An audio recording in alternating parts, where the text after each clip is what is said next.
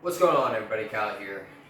So you got your first red dot, and you want to make the transition from iron sights to a red dot.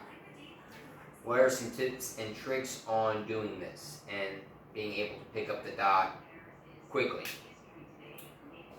So first, let's talk about some of the differences, right? So iron sights, we can watch our sight come into play. With a red dot, we can't watch it come into play. It's more hand-eye coordination, and there's less room for error when it comes to running a red dot than iron sights. And I will explain here in just a minute, but just keep that in mind. These allow for more error and slot. These require more perfection and consistency. So to illustrate that, let's first start with iron sights because that's what we're used to running, and we're in the process of transitioning, right? So when we are running iron sights, what we typically do is when we press the gun out, we can watch that front sight. It'll probably be better for you this way. You can watch that front sight come into play. If it's high and to the left or high and to the right, we can adjust while the gun is fully extended because we can see where that front sight post is in relation to our rear sight and where it needs to be, right? Pretty simple. Now, when it comes to running a red dot, not quite so simple. When we press out and that dot falls into place, right? That's what we want, when that dot center of the window where it needs to be. But if we press out and that dot is not in that window, we can't see where we need to adjust because we don't see the dot. So what you're going to want to do is move your head and your arms at the same time, which is causing a whole lot more confusion with yourself than what needs to be. So to prevent a lot of that, what I suggest is relax your shoulders, keep your head where it naturally wants to be, and press straight out. Don't tighten your shoulders up, don't come up like this and do the Texas turtle. Just relax your shoulders and press straight out. Bring the gun to your eye, not your eye to the gun. Now, I'm going to tell you where the dot will typically be, depending if you're a left or right-handed shooter. If you're a right-handed shooter, the dot is going to be typically high and to the left. If you're a left-handed shooter, it's going to be typically high and to the right. How we can correct this and help with this is by adding a little bit of pinky pressure and a little bit of support hand pressure. What that would cause the gun to do is come down and more center.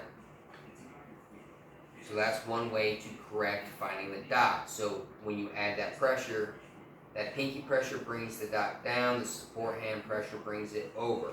We want that dot in the center. Now, the dot does not have to be in the center of the window to break the shot. If that dot is on target and in that window, you can still break that shot and make good hits depending on distance. Most quality pistol red dots are near parallax free. So that means if that dot is in that window and on target, you will typically be able to hit your target or within that area. But they are not 100% parallax free, they are just near parallax free.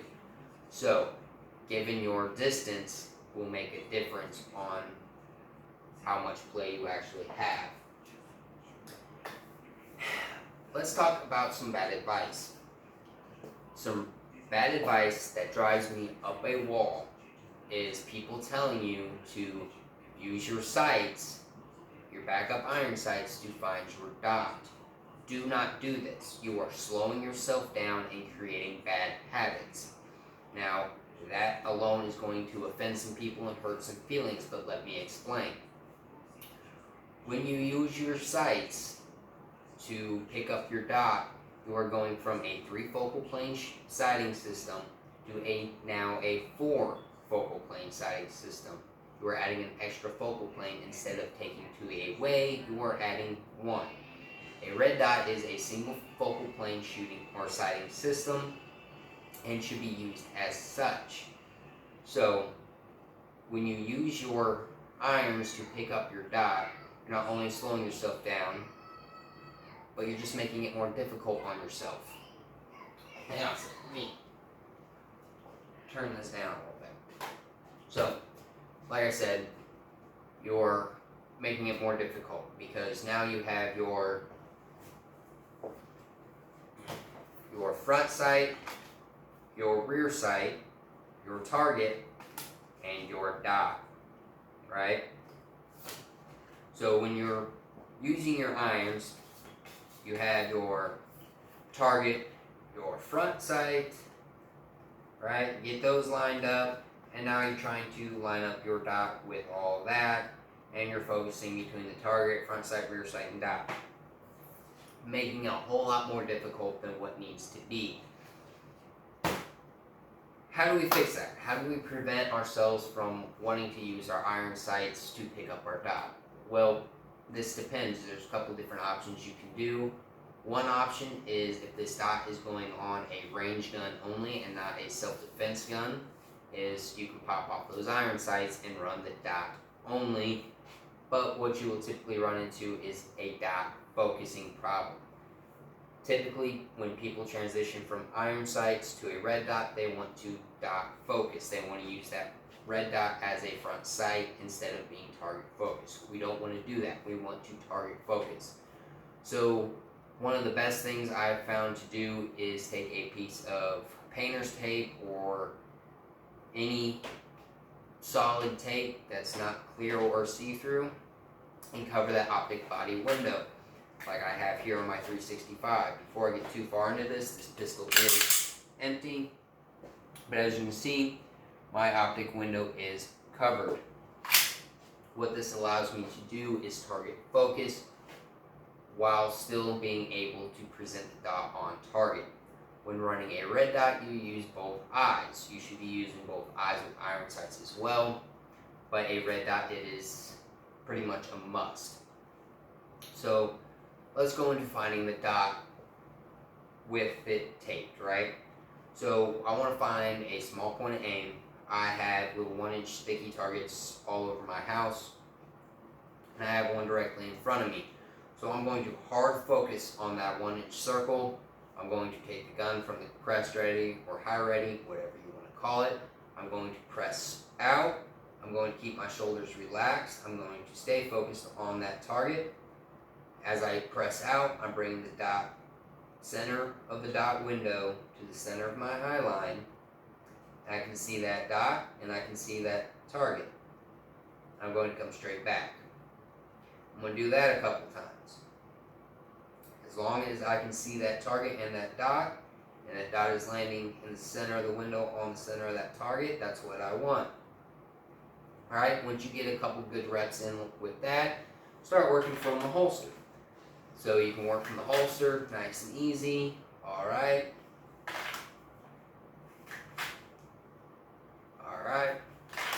And you just want to get a few good reps in doing that. Once you feel comfortable and you can pick up the dot consistently, moving nice and easy, not trying to rush anything, but just, nice and easy, then we start working on picking up speed. Now, one thing you can do to really help yourself is when you are on the range, you can use that same tape trick for live fire as well.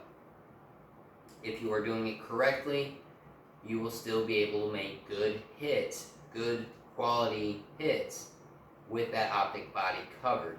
This allows you to do a couple different things and helps you with a couple different things. One, it's making you target focus. Two, it is also kind of throwing in there optic obstruction, of your optic window.